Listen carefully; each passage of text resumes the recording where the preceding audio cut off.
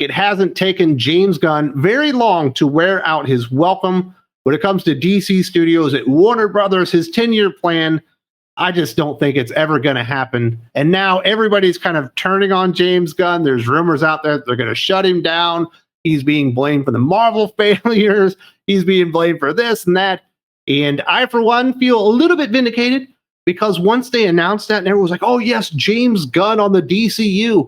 He's going to reinvigorate everything about DC Comics heroes and movies. I was like, is this the same James Gunn that I've watched his movies where I like him on Guardians of the Galaxy? And I think his Suicide Squad movie is pretty darn good, but he makes no sense for almost any of the other characters, and everybody else is finally catching up to me. A significant rumor is circulating in the media industry suggesting that Skydance Media, led by CEO David Ellison, is actively pursuing an acquisition of Warner Brothers, despite the company having previously rejected an initial bid. Speculation about a potential buyer takeover centers heavily on the future of Warner Brothers Discovery's current leadership, pointing to the eventual ousters of both CEO David Zaslav and DC Studios co-president James Gunn. Rumors suggest that studio executives Michael DeLuca, who is reportedly seen as a valuable asset to Ellison's prospective team, is being positioned to take over the helm of DC operations post-merger. And I think a lot of people probably should have saw this one coming because Superman didn't do very well. Even Forbes is out there reporting that Superman did, in fact, lose money. You know, it was a very expensive movie to make. There's a big marketing push to it, and it did kind of okay, but not nearly as well as people probably expected it to, especially with the expectations of a superhero movie really pre-COVID. And it feels like the days of the superhero dominating the big screen are years in the past at this point.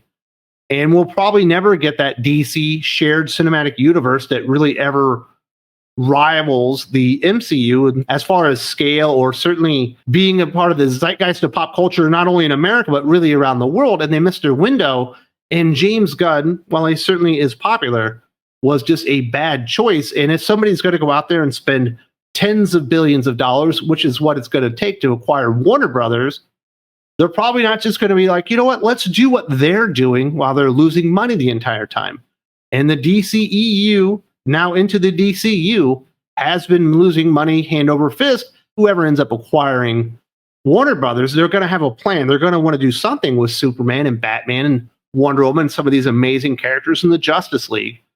But they're not necessarily going to want to go with James Gunn's plan, which really didn't make a whole lot of sense. Like, why are we doing an Authority movie? Why are we doing a Swamp Thing movie? Why are we doing a Clayface movie before we're doing your Batman movie or your Wonder Woman movie? He really was just throwing a bunch of harebrained ideas, at the wall. Now, he did lead off with the right one in Superman, but even then, it's not a great Superman movie. It's a really good depiction of Lex Luthor. It's a pretty darn good depiction of Silver Age Superman, but most everything else around it didn't make a whole lot of sense, and it was just stuff with a bunch of crap that really didn't belong there.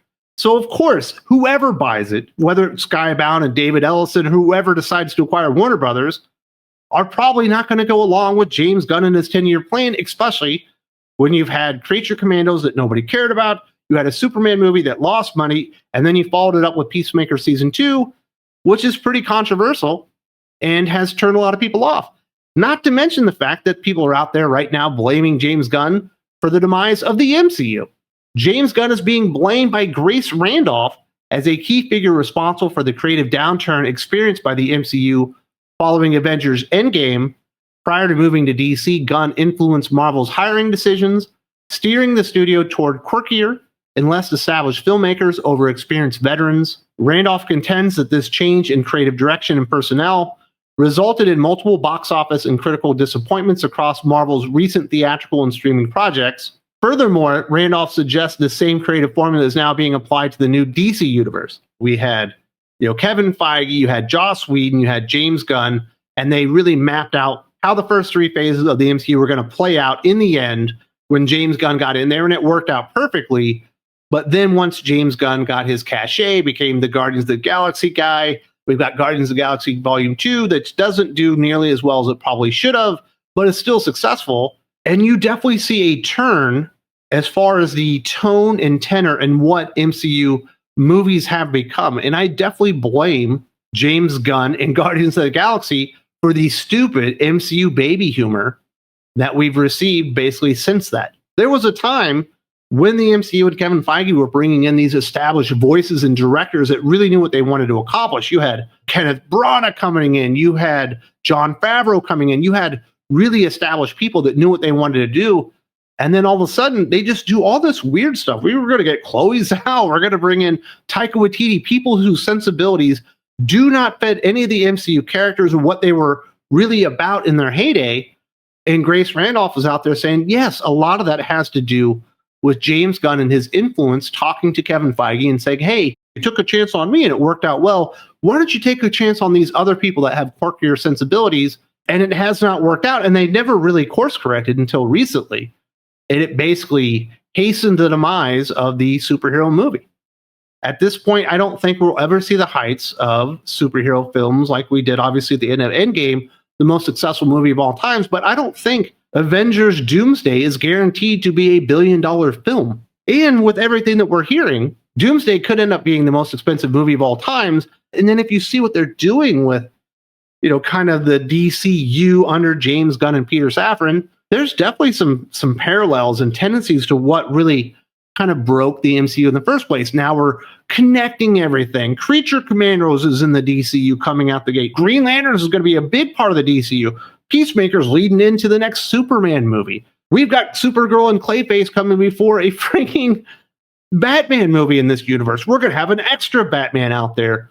And you can see a lot of the stupid decisions to tie everything together and make the universe so dense, but also tonally strange to what these heroes really represent, and really being antithetical of that is going to start turning people off. And it feels like it's probably already doing that. A lot of people had major problems with Peacemaker by the end. Grace Randolph might be 100% on there that there were heavy influences by James Gunn in the MCU in their decision making. And it ultimately, I wouldn't say it's led to their downfall because they haven't died yet, but it certainly tore their brand down and made it far less popular. And he's kind of already coming out of the DCU with that in mind. And you can see why this thing is probably never going to get off the ground. Speaking of Peacemaker, James Gunn's baby, his own little personal prep project where he gets to throw all his family members and everything in and be as James Gunn as he can be, well, it didn't really work out for him. Season 2 of HBO Max series Peacemaker concluded amid reports of a viewership disaster, with multiple sources citing data from Nielsen and Samba TV that the show failed to crack streaming top 10 lists and was rapidly losing viewers. This failure was compounded by the finale, Full Nelson, which registered the lowest user score of the entire series, fueling speculation that the season, despite its high critical Rotten Tomatoes score, would be the last. Following the finale's cliffhanger ending, DC Studios co-head James Gunn addressed the show's status by confirming that there are no current plans for Peacemaker Season 3, explaining that he will instead focus on integrating the central character into the wider DC Universe narrative going forward. That didn't really bring in a whole lot of viewers, even though it was tied into multiple elements when it came to Superman. You had Lex Luthor in there. You had Maxwell Lord that was teased multiple times in the movie. You've got members of the Justice Gang in there. I never even made it past the first issue because I couldn't fathom ever watching the show again after the big orgy scene. It's like, what is this doing in a shared superhero movie universe? Why are you ending Peacemaker Season 2 on a cliffhanger so you can play it out in a movie in 2 years? If it happens, because it's likely in the meantime that Warner Brothers Discovery is going to be acquired and under new management, and there's a decent chance that James Gunn's going to be out the door. He's playing like he's got all the house money in the world, but he needed to come out with Superman strong. He needed to follow it up. If Peacemaker Season 2 is going to be connected to that and play a part within the DCU, it needed to be something that made the DCU feel important, made it feel special. And in James Gunn's case, he just made it feel very controversial and kind of a turnoff to a lot of people. Ultimately, James Gunn's biggest enemy is James Gunn himself. He really can't control himself. And I feel like a lot of people that looked at that announcement with some side eye said, that doesn't really make a whole lot of sense, are being vindicated right now. Of course, he does have a few more movies that have to come out that are kind of already in the bag, but you start hearing these noise and you think Supergirl might be in trouble too. James Gunn is also offering an early comparison for upcoming DCU film Supergirl, equating the project to his previous MCU hit, Guardians of the Galaxy. Speaking to Rolling Stone, Gunn described the film as a space adventure, directly referencing the Guardians franchise, which was a massive critical and commercial success for Marvel. The Supergirl film, starring Millie Alcock, is set to draw heavily from the acclaimed 2021 miniseries Supergirl Woman of Tomorrow and will feature a supporting cast that includes cosmic bounty hunter Lobo, underscoring the film's intended scale as an interstellar journey. Well, that sounds like a really, really expensive movie to me. Like it might be just as expensive as Superman. And Superman didn't turn a profit. Are we expecting Supergirl to perform better at the box office than Superman? I don't think so. That's never really happened. You see what the writer of the movie, Anna Noguera, is talking about. I don't understand how Supergirl could be so wide-eyed and happy when she saw the destruction of Krypton. It's like, well, why don't you just tell me that you've never actually read a Supergirl comic book? And she is a different character from Superman, but she's not an obnoxious, drunk idiot like we're going to get in Supergirl Woman of Tomorrow, because the Tom King comic book has no basis in the actual character itself. It's just a ripoff of True Grit, which is an amazing movie.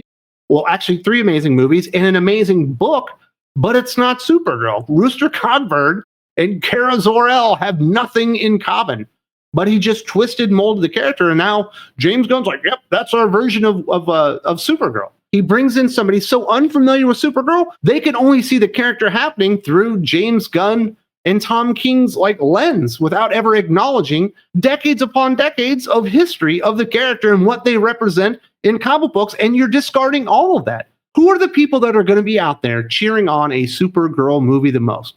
The comic book fans. Don't go out there and tell everybody why Supergirl's a great character, because we're not even going to include that version of the character in the movie.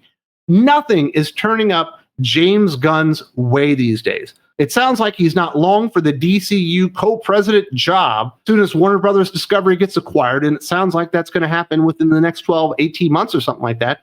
He's probably out the door. We have people out there pointing out that he was one of the major reasons that the MCU fell apart and why he probably never should have gotten this gig to begin with.